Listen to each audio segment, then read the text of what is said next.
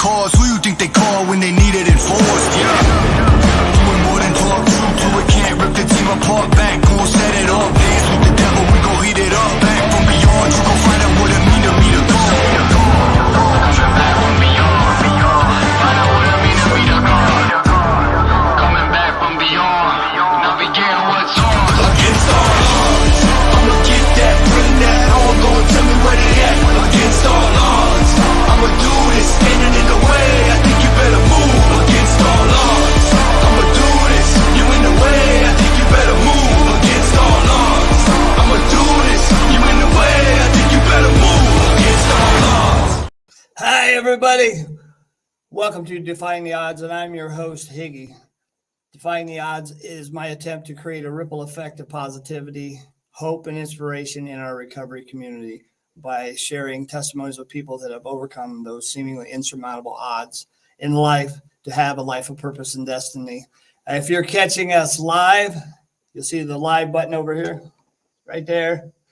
Drop a hashtag live. If that live button is not there, you're catching a replay. Drop a hashtag replay. Defying the Odds is powered by No More Heroin, 501c3, my nonprofit. All proceeds from streaming go directly to my No More Heroin account to provide sober living scholarships, hygiene, work clothes, and boots for sober living participants. So if you guys feel so motivated, please drop some stars. And this episode is sponsored by my employer, Grace Recovery and Wellness, here in Anderson, Indiana. They afforded me the opportunity to build a studio in the center, and that's where I am currently, in Anderson, Indiana. So thanks everybody at Grace Recovery and Wellness for your support. Let me know where you're watching from. So tonight I have a dear friend of mine joining me. Colicchie is a hip hop rap artist. He's also an advocate. He's also the owner of a treatment center in Pittsburgh. He's a father. He's a man in long-term recovery. He's got well over 8 years at this point, and I would like to bring him on right now. Hi, Chaz. Hello. How are you? I am absolutely fabulous, and thank you for having me on. And it's good to see you, brother. I'm coming from Pittsburgh, Pennsylvania. You're coming from Grace, Indiana. So Anderson, Indiana. Oh yeah, okay. You're familiar with the owners here as well from back in the day. So I would like to open up and play this clip for everyone.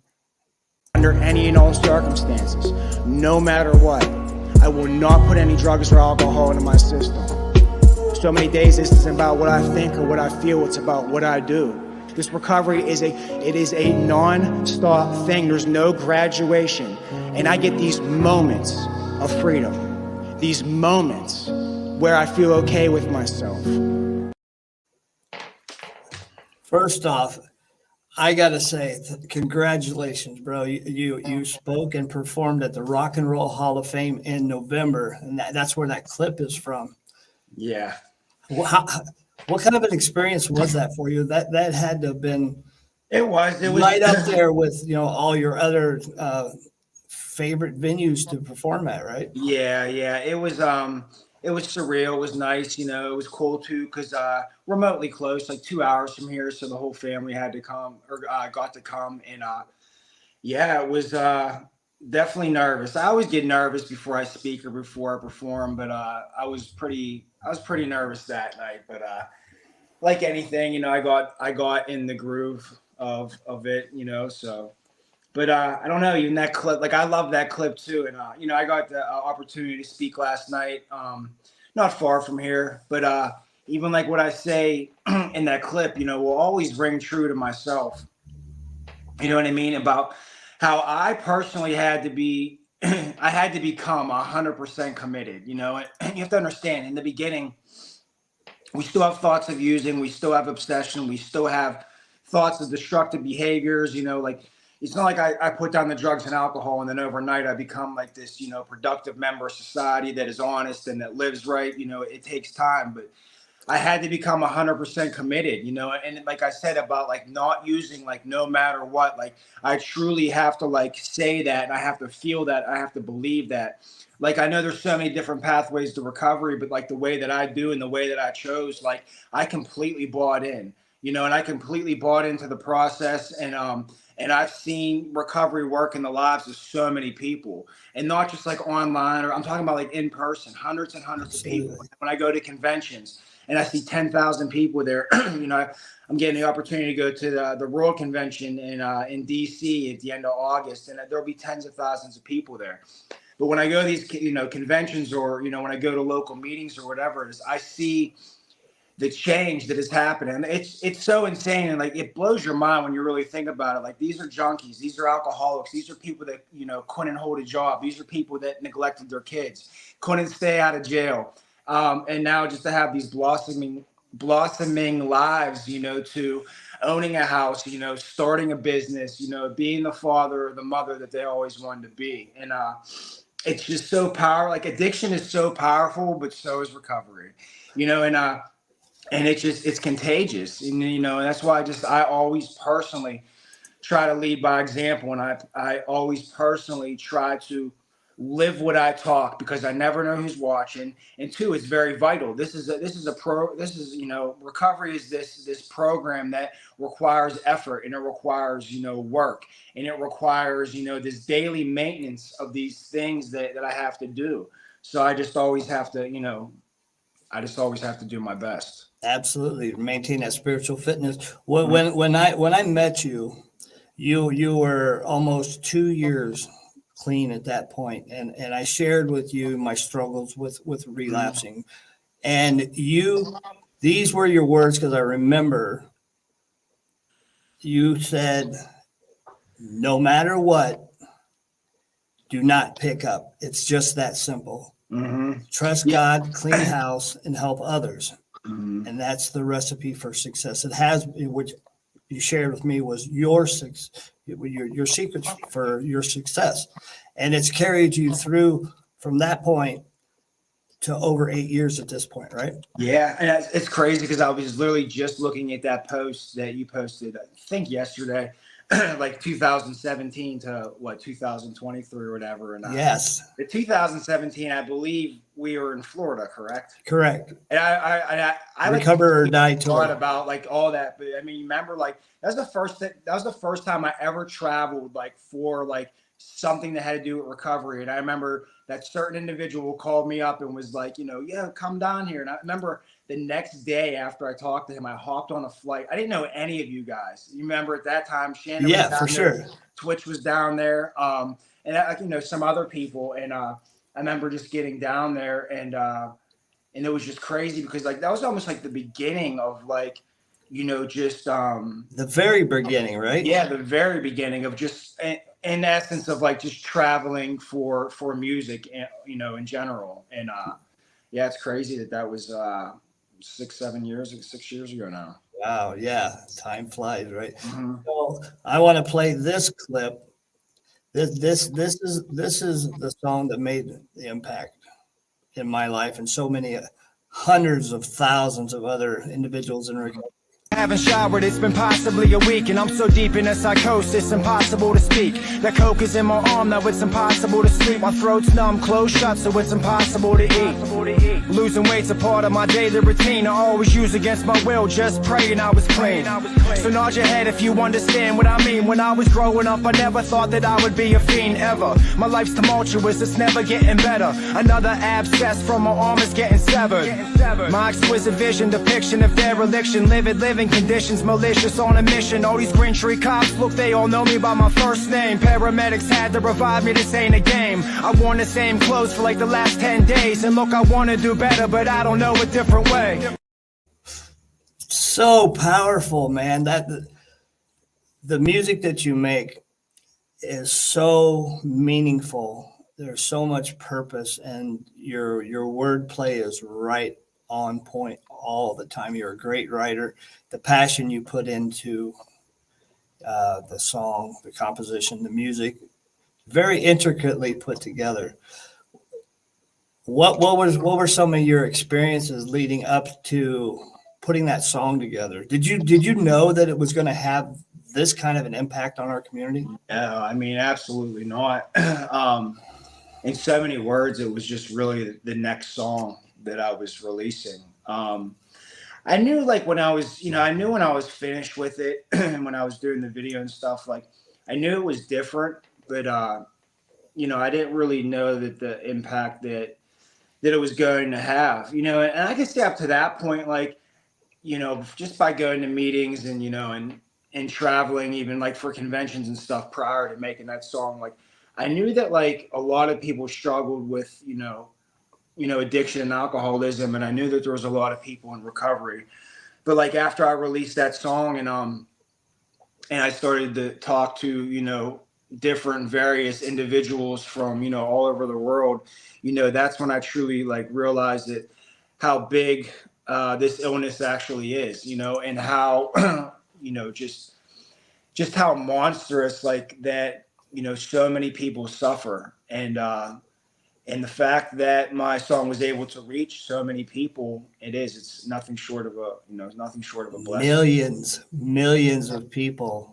Yeah. And I mean, I know I said this on my live the other night, but I've been working on a part 3 on and off, probably on and off for like a year, but like New Year's Day, I was like, I'm going to just sit down and I'm going to finish this and I'm going to write this. And it's in my notebook right here. I have probably 80% of it done. And it's my next song that I'm going to release after this one. The video that I'm recording or editing right now, I'm going to release this and then I'm going to release that. And I think I put it off for so long because for one, I had to orchestrate and create the right beat to catch the mood that the song is about. But two, I don't know, not like it's a lot of pressure, but I just wanted to like do it in a way kind of from different part 1 and part 2.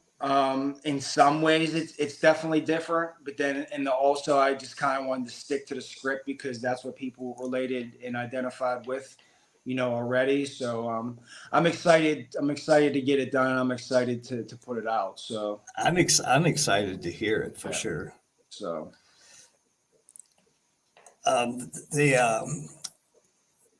my clients wanted me to ask you a couple questions. absolutely. First off, why did you choose the stage name Colicchie? I chose that name. I was probably 23 and I just started writing. I don't know if I actually even recorded yet, but I just started writing. And there was just so many names going around at that time that were so generic as far as like littles and bigs and stuff like that. And I don't know. I was actually on vacation sitting on the beach and it like just clicked into my head. It's my grandmother's maiden name. And I don't know what it was about it, but it's just like I thought of it and I was like, I really like that. And the people I was with, said, yeah, I like that a lot too. You should use that. And just from there, that's been my name. And, it's crazy too. And I've mentioned this before too, but, my grandmother was hands down the most selfless person that I ever met. She taught me about spiritual principles far before I ever entered the rooms. And, her being the most selfless person is like her name like carries weight today. And, I try to like carry that through my music. And it's like her name's being remembered for something, tremendously positive, and it's a good feeling. It is. Your name is a household name throughout America, around the world. You have an immense following. I was looking at your followers just on Facebook. 730,000 followers just on Facebook. On YouTube, I didn't look, but you have people that love and adore you, your music, your message. And your example, you're a powerful example of recovery. And having you here is what you personify what this platform is about, because you've overcome so much. You're totally defying the odds to even be here from where you came from to where you are now. If you would just give us a brief overview of what your life in addiction was like. Yeah, I mean, it was an absolute living hell. I mean, of course, it's like, I mean, seriously, every day was just this never-ending cycle of just agony and just anguish and just pain. And they just very shortly, I just got to this point where the drugs they just weren't working anymore. And I remember like when I was 19 years old was the first time that I actually like decided to give a treatment center like a solid shot. And I remember even like at the age of 19 just being so done. Like I couldn't do it anymore, and although like I didn't stay clean from that moment forward, it's wild because like that's like even where the willingness sparked, to want to change my life. I didn't really I didn't begin to change my life for like another 4 or 5 years or whatever until the first time I got, a substantial amount of clean time. But, just being done. And, like, I mean, that song Drug Addiction, I mean, literally defines my life to a T. From running from cops to, my house becoming a shooting gallery, people ODing on my front porch, me, ODing, on sidewalks, driving and whatever. It just every single day, like you just did not know what was going to happen. Insanity, every right? It was capability of causing a felony or just basically crashing my car, getting a DUI. I mean, that was the life. And I became so tired of it. And it's hard, man. Like, and just coming in and actually staying this time and being on the other side of the fence and seeing others come in and just beat their head against the wall like time and time again.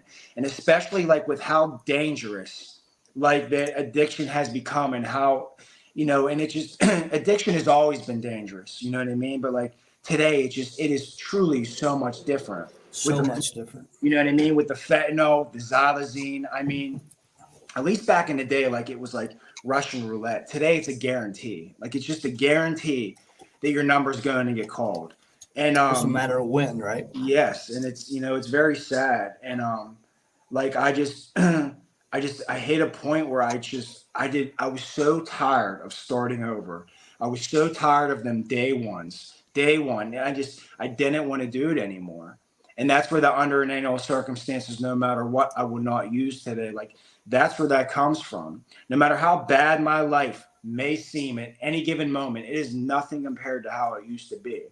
And I've been in like this season, like even in the last couple months of truly being grateful for what I have. I'm that drug addict that always wants more, and I'm never satisfied, even with all the terrific things that I have. I was sitting, the last couple months really just meditating on like, I have everything that I need and so much more.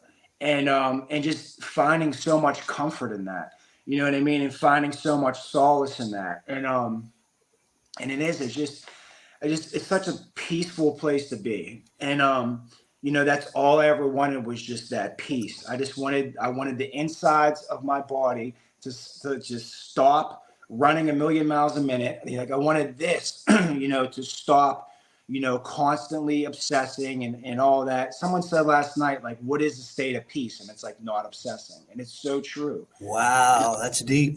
And like I still have these moments of anger or whatever it is, but like they're very, very minuscule.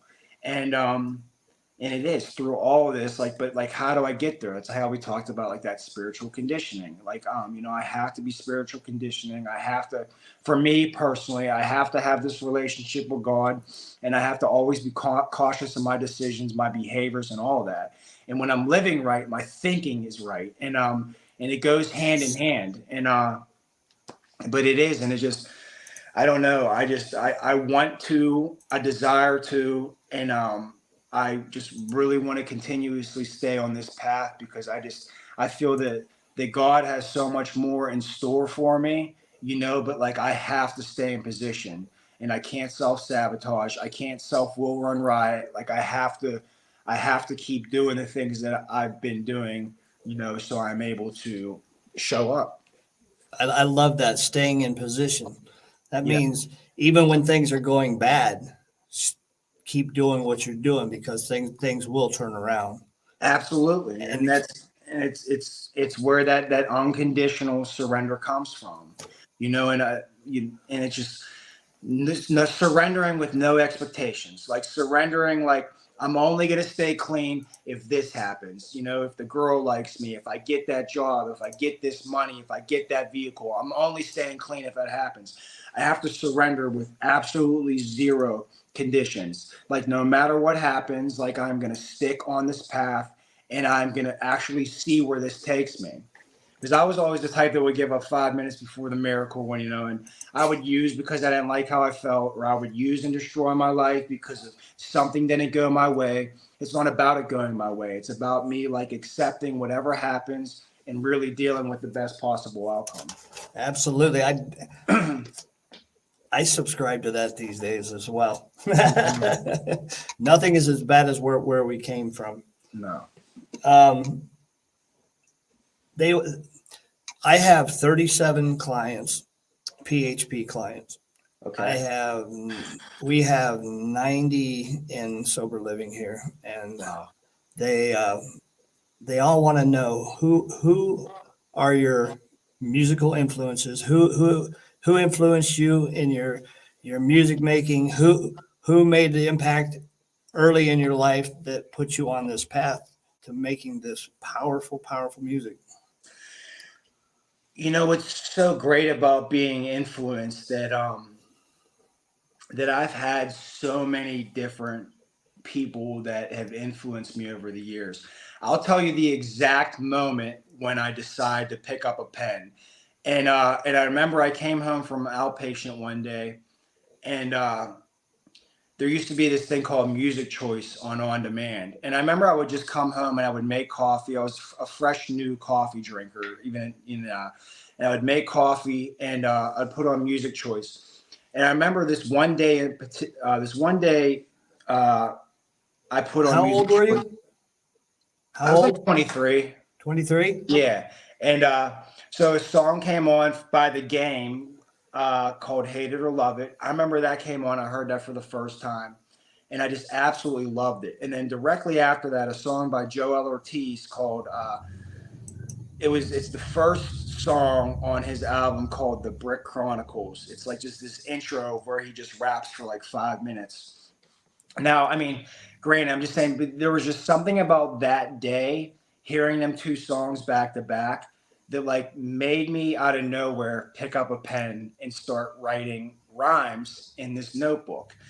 So then I would come home every day and I would listen to Music Choice, and I would just start like formulating rhymes, But though, I mean, that got me to pick up a pen. But like after that, my biggest influences, I mean, obviously like over the years, like in the beginning, it was like it was like Nas and like AZ, were huge, even Eminem, Joe Budden for many years, there was a time where I don't think like Nas's like whole discography like did not leave my CD player in my car. You know what I mean? And like fast forward today, like I'm seriously, I'm inspired. I'm honestly inspired by anybody. Like NF is huge. And really just to whoever I'm listening to. I mean, there's so many artists, like even if it's just one song that has influenced me, but I would say primarily like New York mid-90s rap is what I will always have in my heart, even though I don't really make that kind of music really much anymore. But like that is what I will forever be grateful for, because I think that shaped me as who I am as an artist. I had no idea. So what is your writing style? Do you listen to beats? Do you put the words? Do you write the words to a beat? Are you to the point of creating your own beats yourself? I mean, yes. So I mean, yes and no. So like even Drug Addiction 3, I came up with like the melody or whatever you want to call it, and I had someone make the piano the way that I wanted it to, and then I added a bunch of different instruments on a program on here. But like that's as far as I got. So then I had my friend Big Germ, come and basically do the drums and like finish it and do all that. But some songs the beat will talk to me and tell me what to say, and then other times I have concepts. And I'll try to find the beat, but it might take a long time. Like I said, I tried to find a beat for Drug Addiction 3 for probably 2 years, honestly. And then one day I just decided, I had like a humming in my head, and like, so I decided to execute that, but it always changes. Sometimes I'll hear a beat, like even if I'm just going through BeatStars or whatever, and I'll instantly get an idea. Like even the song I recently did, Brielle Jane, a couple months ago. Like as soon as I heard that guitar or like the whatever it is that comes in, like I just instantly was like, this is a song that I should make for my daughter. That's it, huh? Just a gut feeling. Yeah. But I normally don't have to force stuff like that. You know what I mean? Sometimes I have to, but I normally don't have to force stuff like that. It just kind of comes to me. Is there any one project that carries more meaning for you than another?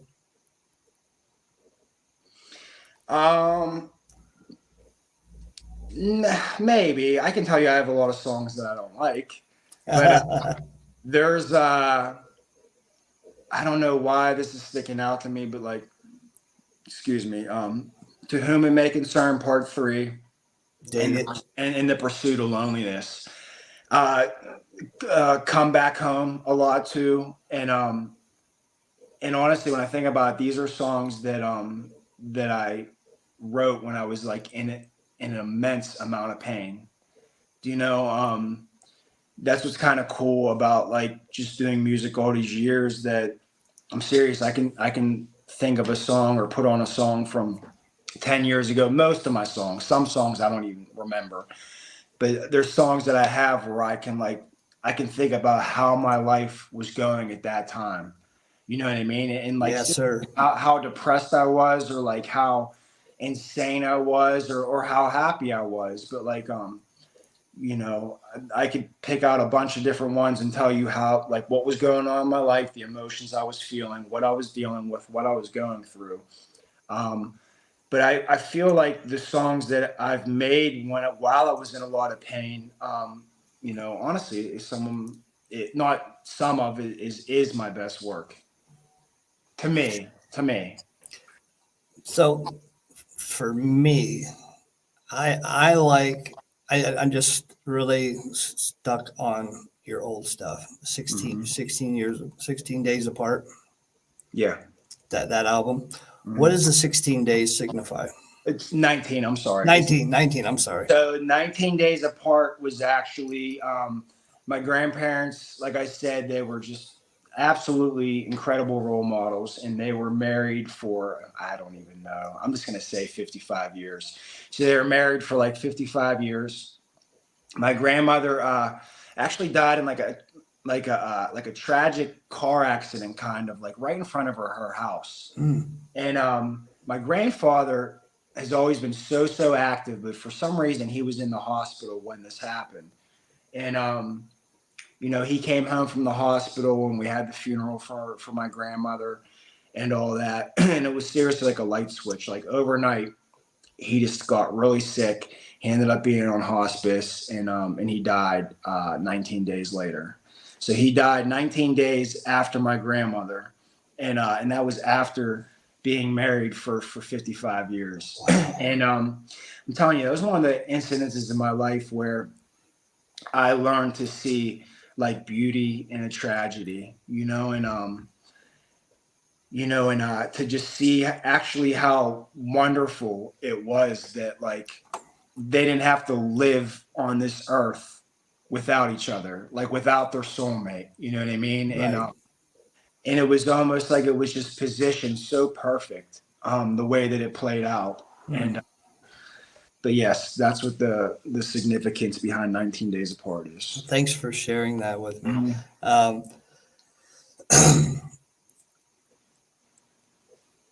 the other question they had was, how long have you been making music? I have an estimate of what I think is close, but how long have you been making music?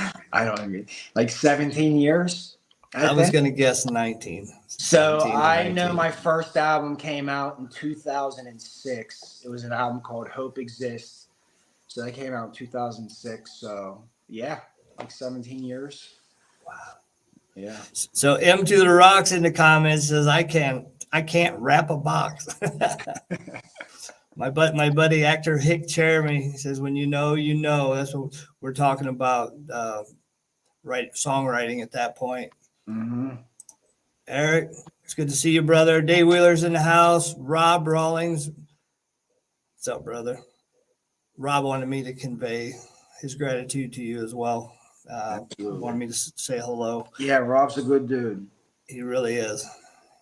He really is. We reconnected here recently. I have more questions. So what is your daily routine? I mean, when you wake up in the morning, is it consistent? no, not at all. Not at all. Like, I don't know, today, let's use today as an example. Today I woke up roughly, or not, I probably woke up at like 8. That's kind of late for me. I've been getting up earlier and earlier, but I woke up at 8 and I did some work on Photoshop, like for a thumbnail for one of my songs. And then I headed up to Pittsburgh Recovery Center, and I'm doing some work on the upstairs, like construction work. And then I ran group from 1 to 3, and then I came home and wrote a little bit. Had to call this cable company, and it was a pain in the ass. And then I've been basically editing this music video to here, since here. But it's always different. Sometimes I don't know if people know it, but you do your own visual work, your videos. Yeah, I would say like 90% of anything you see, I at least edited. If it's stuff that, like, obviously I couldn't shoot, I didn't shoot it. You know what I mean? But but I mean, that's what my life consists of, is finding a balance between being a good fiance, being a father, working, traveling, writing music, it's so many different things. And I get so fixated on so many different things at once that sometimes I just kind of have to slow down and just take baby steps. How hard is it for you to do that?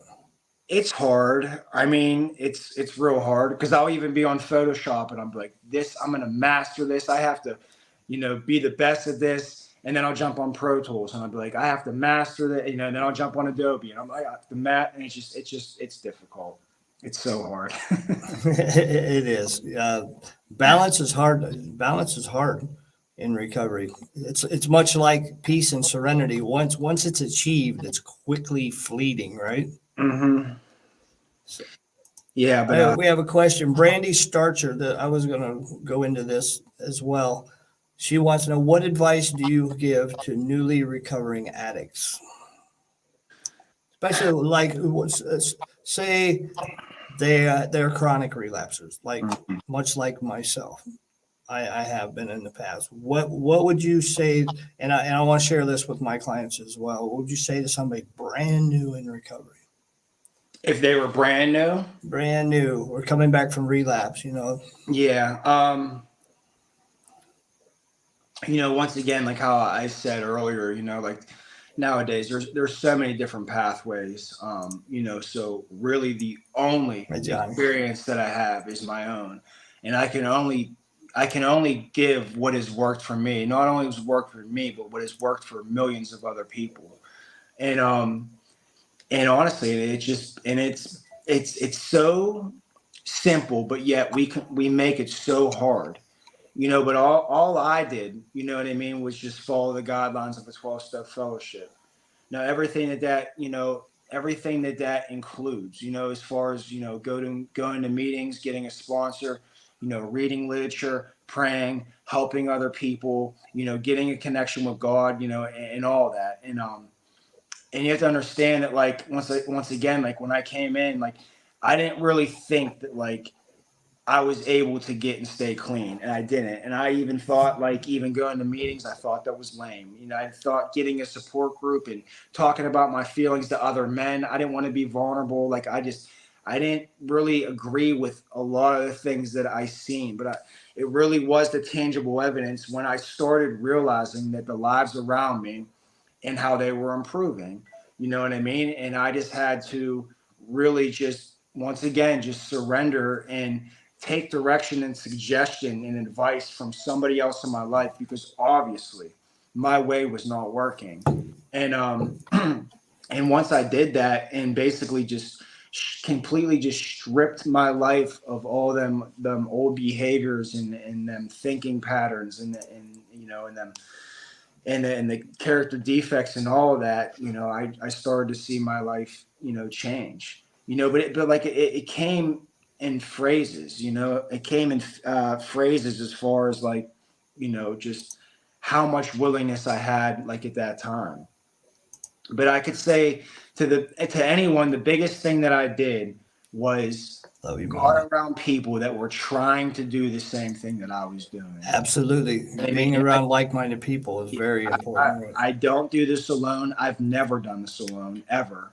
Just staying connected to just good people that are trying to change their life. You know what I mean? Because once again, recovery is very, very personal. You know what I mean? And it's different for everybody. But someone like myself, you know what I mean? It is so much deeper, and it is so much more than just drugs or alcohol. If it was just as simple as just putting down the drugs and alcohol, and my life would just, get better, and just I would live this amazing life, then I think a lot of people would do that. But you know what I mean? It's much deeper than that, as far as, the obsession, the compulsion, the denial, the spiritual void, the negative thoughts, the thinking patterns that I have. Like, I have to, like I said about the work, I have to constantly be mindful of all that, because that type of stuff will set me up for the end result to be the chemical or to be alcohol or whatever it is. And I just, like I said, like I'm just cautious of a lot of things that I do, because I've always, in the past, I would back myself into a corner, and not know how to get out, except for, the familiar ways of my addiction. And that's what I would always do. I would always use. But love you, Steph. Yeah, but this time was a lot different. What was the when you finally had a moment of clarity? What did that look like? Was that while you were using? Was it an in-between space? Yeah. Or do you remember? I feel I've had so many, whether I was sitting in a dirty trap house trailer looking around with like blood-stained carpets and like just stuff all over, I just, so many times where I would just thought like, wow, like what am I doing? You know what I mean? And, but once again, like I could not stop, going back to like what I said about how addiction is so powerful, and if I could just stop and I could just stay stopped, and I would stay stopped. But, this last time, June 7th of 2015, it was after like that my last run was 4 days, and after that 4 days, it truly, like something clicked. How I told you, like I was tired of them day ones. Like I knew that this time, like I just, that I had to change absolutely everything. That goes back to the advice of what would you give someone new? Like change absolutely everything.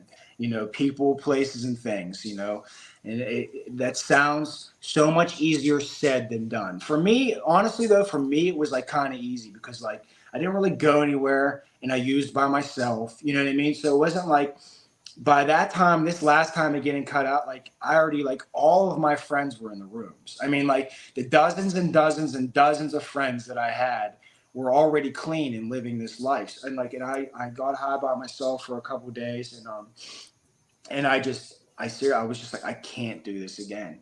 Like I couldn't imagine Dude, I could not even fathom going on another run. And by some miracle, I was able to stop. And it was hard and it was very difficult. And, even after just a couple of days of using, I was just tremendously sick and I was so like mentally insane and wasn't sleeping. And I white knuckled it. Like, I mean, I truly white knuckled the first 3 months of my recovery this last time. But, I was like, well, what is the alternative? Like, what else is there? Like, I don't want to use. So it's like, it's either like use or just deal with this uncomfortability right now. And that's what I chose to do.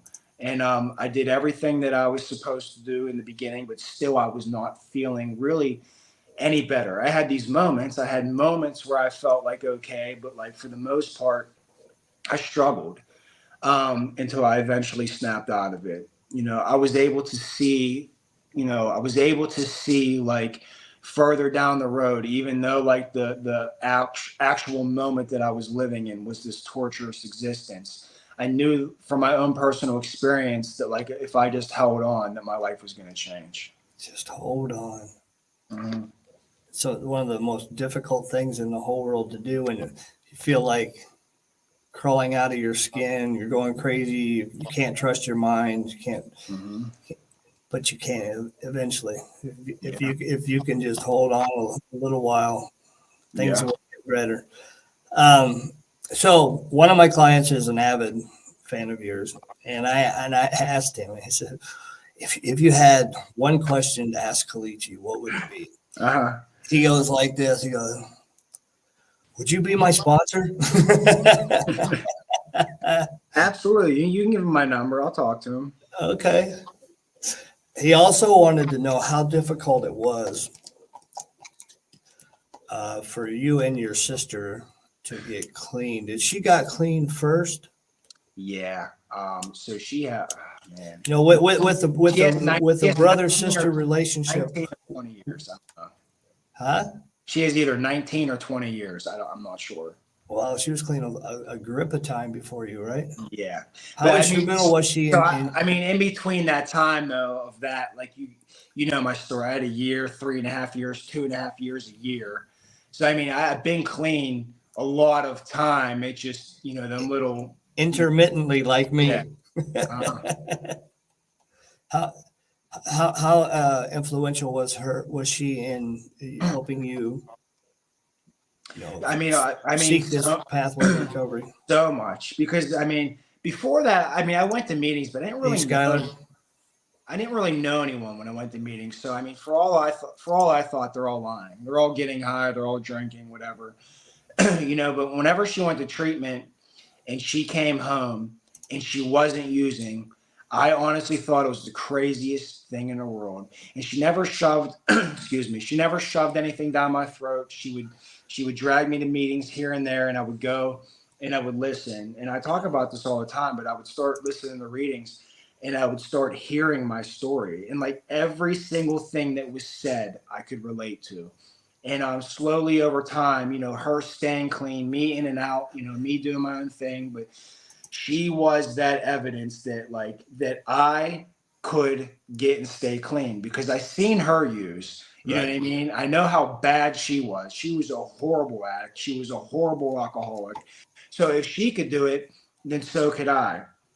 And she was that spark of hope that we look for. And, and I always got clean in the same environment that I used in.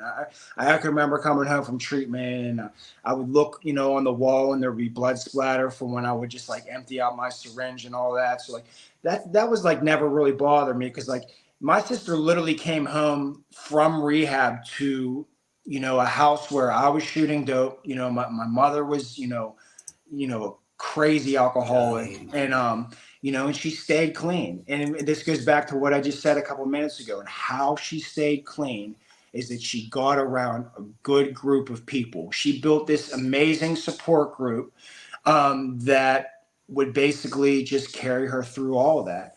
And I remember when I started coming around for the longest time, my name wasn't Chaz. It was Lisa's little brother. oh, that's Lisa's little brother. And she introduced me to everybody, you know what I mean? So I got to know a lot of people just on her strength, just on the person that she was. That's awesome. Uh-huh. I'm glad I asked that question. Yeah. So we're real quick. Skylar Ray's in the comments. What's up, Skylar? What's up, buddy? Dave Wheeler says to say hi as well. What's up, Dave? He said he had an opportunity. One of his comments was he had an opportunity to go to dinner with you in Colorado, I believe it was. Okay. Yeah. Uh-huh. For the event out there with We Are Cloud Gang a couple years ago. Mm-hmm. M2 says Colicchie has always worked a strong program. What's up, buddy? Mama, Deb Logan, Matt Hall's mom. Hey, from Norwalk, Ohio. True miracles here tonight. Sending hugs. So proud of you too. I love you, Mom. Tiffany Lynn Wood. She wanted to say hi as well. She was one of the first advocates on social media way back in the day. Yeah. From Norwalk. Oh, she's from Ohio. I don't know. Her name is Tiffany Robinson. We remember you, Tiff. Dave Wheeler says the last person I got loaded with was me. Probably not the best person for advice in early recovery. Yeah. Yeah, I always tell my clients if I had the answers up here, I would have figured this stuff out a long, long time ago. Yeah. I mean, even in our second step, it talks about how it is a tremendous struggle to stop relying on our own reasoning and ask for help. And it's so true. Sometimes the most powerful thing that an addict can do is ask for help. You know what I mean? And I was even talking this with my friend Andrew earlier, just about how, like, you know, when we admit defeat, like that's the beginning. Like, you know what I mean? Like, because only after we become beaten do we become willing. And and it's, you know, it's hard to get to that point. It's hard to get to that point of like waving the white flag and surrender and saying like, I can't do this. I don't even know how to live life. Look, when I got clean, I didn't know how to go to a job interview. I didn't know how to open a bank account. I did not know how to do absolutely anything. You know, I still struggle today with some things, but like I didn't know how to do anything. You know, our social skills sucked. Yeah, like not only did I have like this drug problem, I had this living problem. You know, I suffered from like this poor, you know, like living condition where like I didn't know how to deal with reality. I didn't know how to deal with circumstances of life at all, because I was so used to like all I did was just like, you know, try to steal stuff and sell it, you know, so I could buy drugs. Like that's all. And isolate away. Isolate and just you know, so like I didn't know how to deal with absolutely anything, you know, and I mentioned this last night. It's so true. And like, and even thank God for like step work, and like all that step work is just, you know, all these opportunities, you know, for me to deal with reality in a spiritual way. And absolutely a set of instructions to deal with our collateral damage and baggage we have that we've been carrying for years and years and years. Absolutely. So Steve Hobbs is 34 days clean and sober. Congratulations, Steve. Congratulations, Steve. Brandy Starger says, thank you, Colicchie, for your suggestions. And Higgy, I'm ever so grateful for you. Awesome. Thank you, my friend. Johnny Childress says, definitely a daily battle. Where's Kathy? Oh, Kathy Holt's here somewhere. Kathy's a friend of mine I made on social media. This was a comment about not working a program by ourselves. It's not something we do by ourselves. I know that it's not easy to do alone, but I did it and it wasn't easy, but I got through it, and I'm still learning about different things every day. Awesome. Community is the answer for me. Mm-hmm. Let me see. Matt Carlson. The more I allowed God to take control of my life, the easier it was for me to get off the bottle. We do recover. We're living proof that there is a better way of life beyond addiction. 12/27/12, 2012. Awesome. Congratulations. Steffi, I see you. I love you, Steffi. So what are the blessings in your life today, Jazz?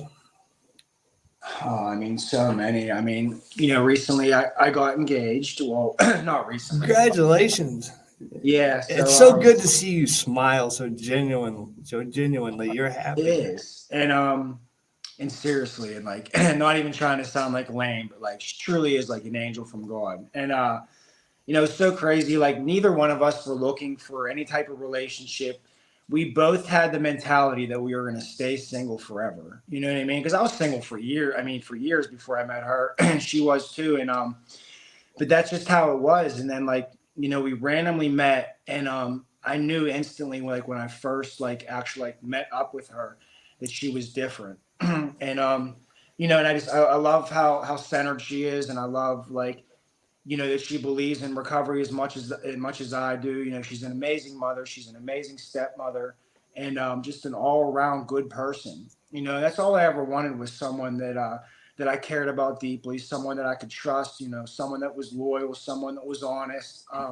She just has every good quality. And so yeah, we picked the date of September 6th, 2025.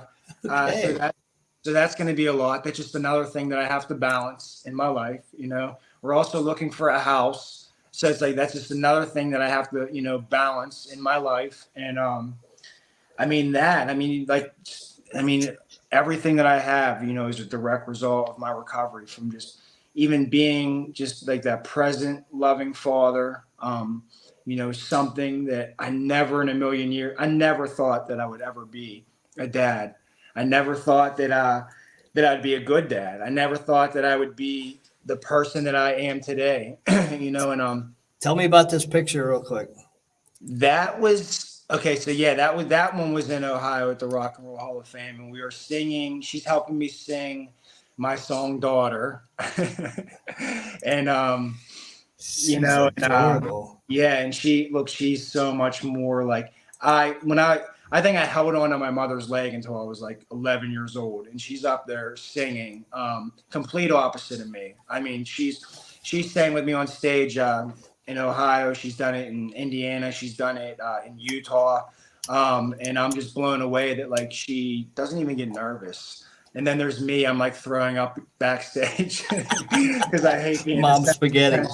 and, but that, I mean, even just being a father, and I'm just like how I said earlier, just being grateful for everything I have, whether it's my vehicle, whether it's my house, the fact that like, that people trust me today, the fact that, that I have this beautiful family, the way that the way that I think, the way that I view the world, like, I mean, just the stuff that like, you don't even think of. Like, I'm so grateful for the way that I just see my reality, and I'm so grateful for, the friends and the predecessors and just everyone that I have in my life, and I mean, the list honestly is infinite. It's this perpetual list of just good things that have happened directly because I chose not to put drugs or alcohol into my system.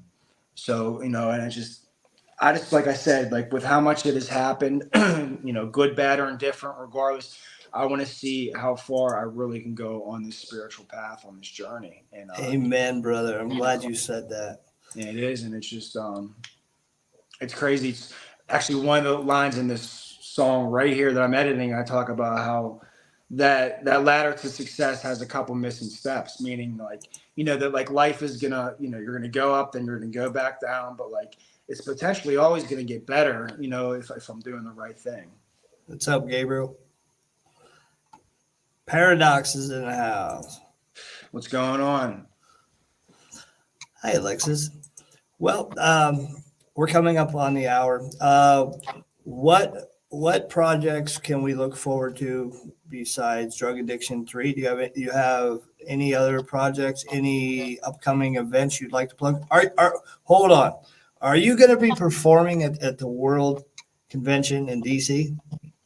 It's crazy. So like, I've never personally reached out to an organization or anything like that and say, hey, you should let me perform. But I'm trying to find out who to contact.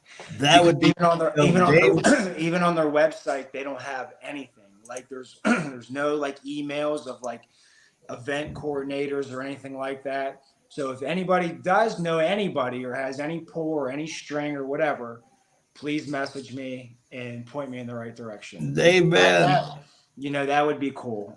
That would definitely be cool. I've done, numerous NA conventions, but Dave Wheeler says I can give him info. awesome. Thank you, Dave. Dave and I have tickets for the whole weekend. We will be seeing you in Washington, Yep. D.C. And I'm going with like 9 people, and it's going to be a blast. But other than that, I have a show. I'm actually going to Canada mid-April to a city called Timmins.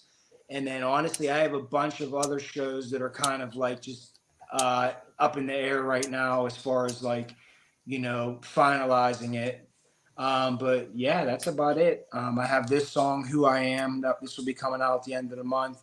I actually have a song, like it's a song that like I love so much. It's called Break Lights. It's actually with Casey Makes Music. We've been sitting on it for a long time, just because of like we just been changing numerous different stuff. But that song hopefully will be coming out. And then, like I said, I'm going to come out with Drug Addiction 3. And I start so many songs. It's just about finishing them. I get so many ideas, you know what I mean? And I'll start them and I may not finish them for a year, you know what I mean? But I just try to always stay busy with writing something. Gabriel wants to know where are you trying to perform? How do people contact you about scheduling you? See if you could see if you have time in your schedule. It's normally through email, mycolicchiemusic@gmail.com. But no, Right there at the bottom, you see it right there. colicchiemusic@gmail.com.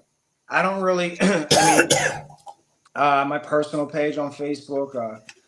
Some platforms I don't go through my messages as much as I would like to. But yeah, I would say either like my personal page or mycolicchiemusic@gmail.com. I always try to sift through that. Hi, Justin Brown. I am trying to get Colicchie to Anderson, Indiana, September the 14th, which is a Saturday. I'm shooting for the community Christian college here or my church. It's a big church with a big stage. I know Get Sober, Stay Sober would like to have you back this year as well. So do you have any other Indiana events coming up? Like I said, at this moment, I don't, but I'm normally in Indiana at least once a year. Mm-hmm. I mean, between everyone. Oh, I'm sorry. Yeah, I have something in October that's in Indiana for RJ. Get Sober, Stay Sober. That's not till October. But yeah, I'm normally there. I've probably been to Indiana, definitely more states or more than any other state. I think that I can. We love you here, even brother. More than Pittsburgh. You know what I mean? Last time I performed in Pittsburgh. Well, no, I can't. Last year I did, but before that was when we were on tour, and that was in 2019. That's been a while ago. Mm-hmm. Okay, well, Chaz, thank you very much. Having you on has been great. It's been awesome catching up, getting a visual on you. Looking forward to seeing you again this year. I was able to catch up with you a couple times last year, and I'm so proud of you. So happy for you. Congratulations, man, on everything. Yeah, you're doing good too, buddy. We just gotta keep doing this thing, no matter what, right? Mm-hmm. All right, everybody. Thank you for tuning in to Defying the Oddz. This Saturday, I have Matt Traver joining me. Next week, I have Jared from the Blacklist and Tim Lodgen. So keep tuning in, keep sharing. Appreciate you guys so much. Let's keep trudging, y'all. Have a good night. Thank you, guys.